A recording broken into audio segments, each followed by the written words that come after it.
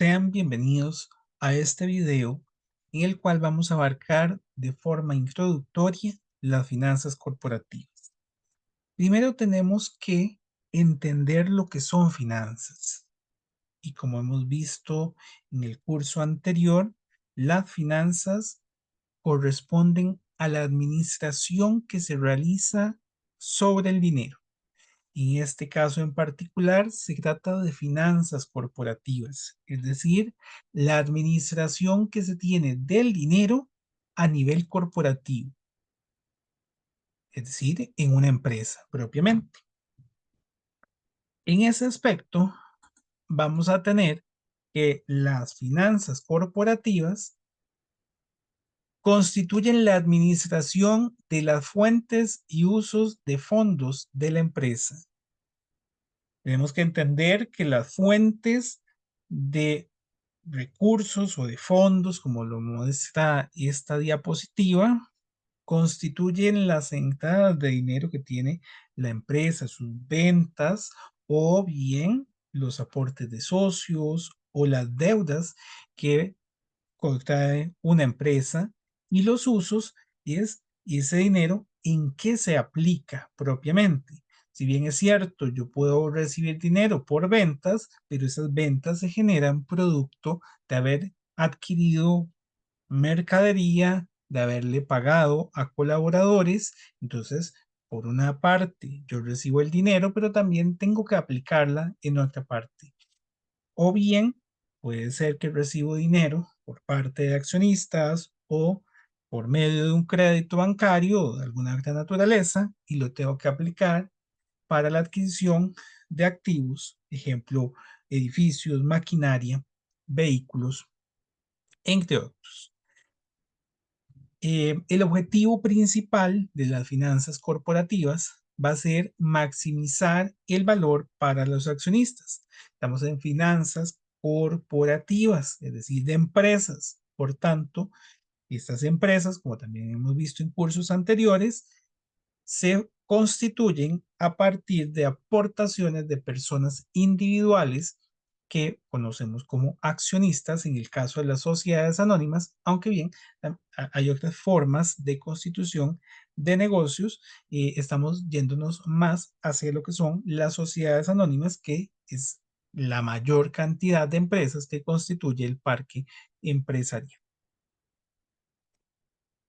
Em, Las decisiones que va a tomar un administrador financiero en este aspecto para la maximización del valor de la empresa están muy enfocadas a lo que habíamos visto en los cursos de contabilidad, es decir, hacia el estado de resultados y hacia el estado de situación financiera, hacia la parte de optimizar los ingresos y los gastos, los activos de corto plazo, activos de largo plazo, pasivos de corto plazo, pasivos de largo plazo y el pasivo. Vamos a tener estas decisiones principales. La primera es la decisión de capital de trabajo. Esta decisión de capital de trabajo no es otra cosa que la administración de los activos y pasivos de corto plazo. De hecho, aquí nos dice la frase que son decisiones de liquidez.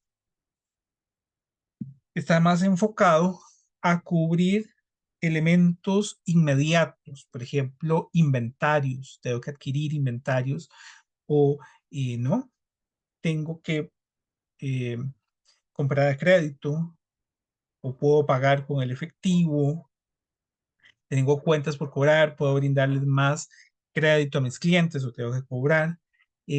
Por tanto, estamos enfocados en elementos del estado de situación que son muy inmediatos. Efectivo y equivalentes al efectivo, cuentas por cobrar, inventarios, gastos pagados por adelantado, cuentas por pagar y gastos acumulados. eh, Básicamente, son cuentas de muy corto plazo que precisamente miden la liquidez del negocio porque son una obligación que tengo que cubrir ya y, por supuesto, tengo que planificar bien cómo lograr esto.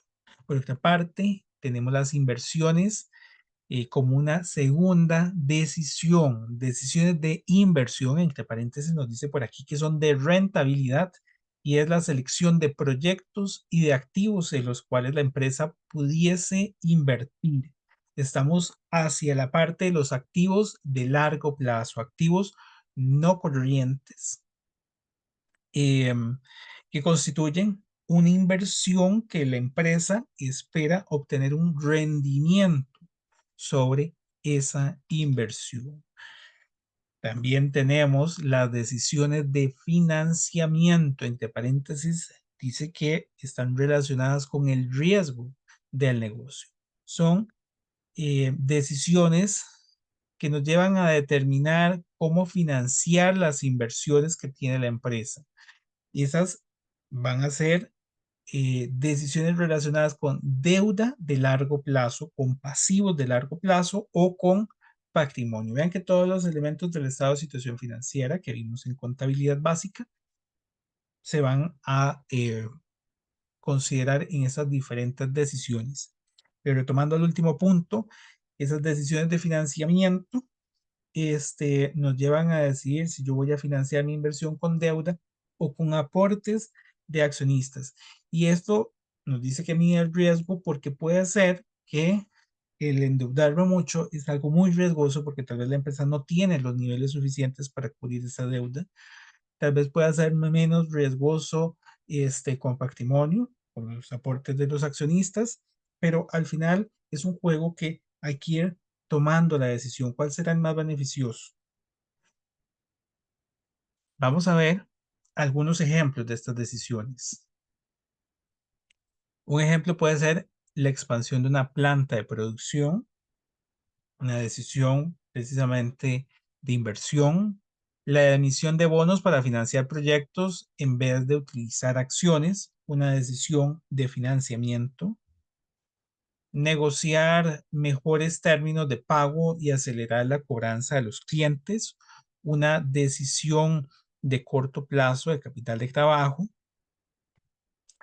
recompra de acciones, una decisión relacionada con el patrimonio, es decir, con las fuentes de financiamiento,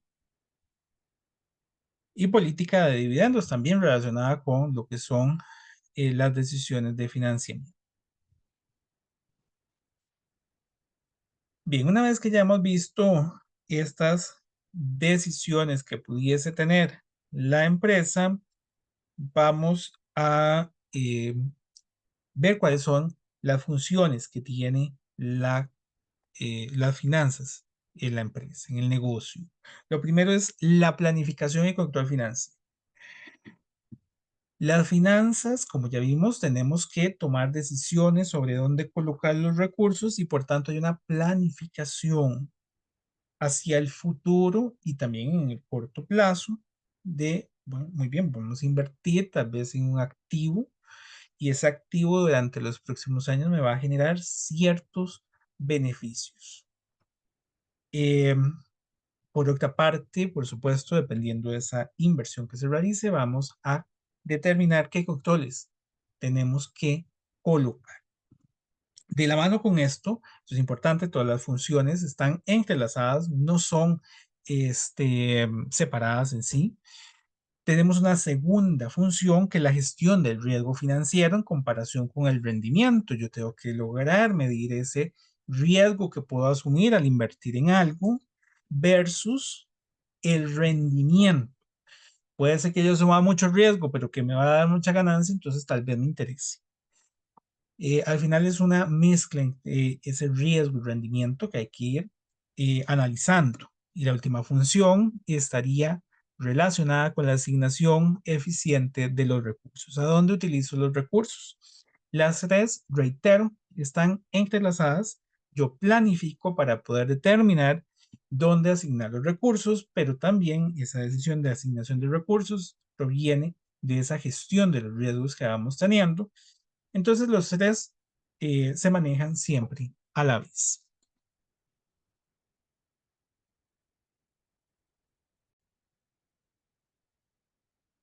Ahora, para poder llevar a cabo todas estas funciones, es importante que el administrador financiero se va a enfocar mucho en lo que es el flujo de efectivo de la empresa. El flujo de efectivo de la empresa es la capacidad que tiene la empresa para generar dinero. El flujo de efectivo básicamente es la contraposición de las salidas de efectivo y de las entradas de efectivo. ¿En qué gasta el dinero la empresa y de dónde lo recibe? Comparamos los dos y vemos si tenemos más entradas o salidas. Eso va midiendo esa capacidad que tiene la empresa en términos muy sencillos.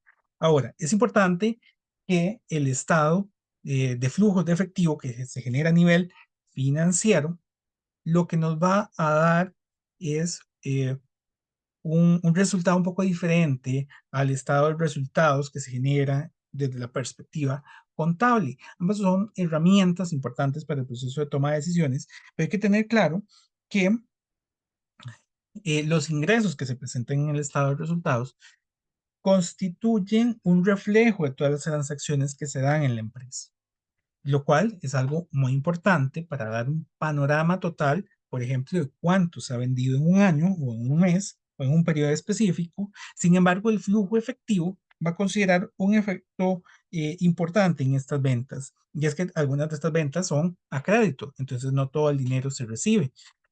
El flujo efectivo que nosotros tenemos que analizar es precisamente la depuración de esas transacciones que en algunos casos tienen factores de crédito.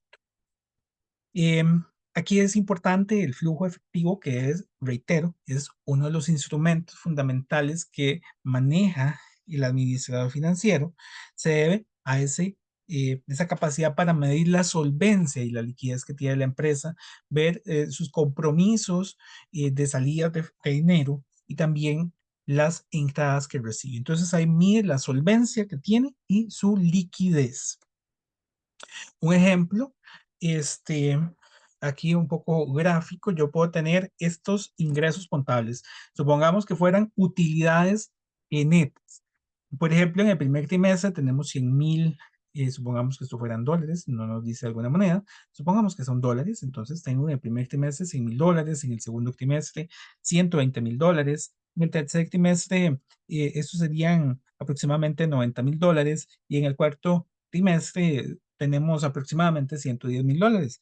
Entonces, si yo lo comparo con el flujo efectivo de la empresa, podemos ver que, por ejemplo, en el primer trimestre yo tengo ventas, o bueno, utilidad neta, había dicho, de 100,000 dólares, pero únicamente 80,000 dólares se reflejan en efectivo. Eso significa que yo no puedo considerar todo el dinero que vendí porque una parte no le he podido cobrar, en cuentas pendientes.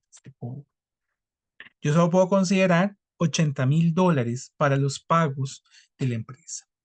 En el segundo mes, más bien, el flujo sube. ¿Por qué subió? ¿Por qué yo vendí 120,000 y logré recuperar 130,000? Bueno, eso se debe a que, por ejemplo, en el primer trimestre hubo ventas a crédito que entonces se lograron recuperar hasta el segundo trimestre y aún hay algunas ventas que se encuentran a crédito. En el tercer trimestre tengo un flujo igual que en el primer trimestre inferior a las ventas, es decir, que vendí este, a crédito y no he podido recuperarlo todo. Y en el cuarto trimestre, tanto los ingresos como el flujo son iguales. Sin embargo, también aquí no es solamente equiparar ese ingreso contable con el flujo efectivo, sino también ver cuáles son las cuentas que se están recuperando. Decía que en el segundo trimestre, por ejemplo, yo puedo considerar que son recuperaciones del primer trimestre, pero en periodos posteriores ahora podrían ser recuperaciones de primer, segundo, tercer trimestre que también van generando cuentas incobrables. Entonces, el administrador financiero va a considerar mucho ese elemento, el elemento del dinero, no solamente el elemento de los ingresos que se reflejaban a nivel contable, porque la contabilidad tiene la particularidad de que se realiza con la base de acumulación o de bien. Lo que busca es reflejar todo lo que sucede a nivel de empresa. Pero, reitero, hay elementos que tienen ese componente crediticio y por tanto no están disponibles en algún momento determinado. Finalmente, voy a terminar esta introducción hablando de la relación que hay precisamente con la contabilidad y la economía, dos elementos que hemos visto en cursos anteriores. La contabilidad nos va a proporcionar la información financiera actual o histórica del negocio a través de lo que conocemos como estados financieros. Y por su parte, la economía, en términos generales, porque por supuesto es mucho más extensas ambas áreas, la economía nos va a ofrecer teorías y modelos para la toma de decisiones y para realizar proyecciones. Por ejemplo, nos interesaría el análisis de los tipos de cambio, de las tasas de interés, del desempleo, del Producto Interno Bruto para el crecimiento. Entonces yo puedo combinar ambos elementos, tanto la información financiera histórica que proviene de la contabilidad, como los datos del ambiente macroeconómico en el que opera el negocio para poder realizar las proyecciones financieras que habíamos visto anteriormente. Son una función de el administrador financiero. Aquí un ejemplo.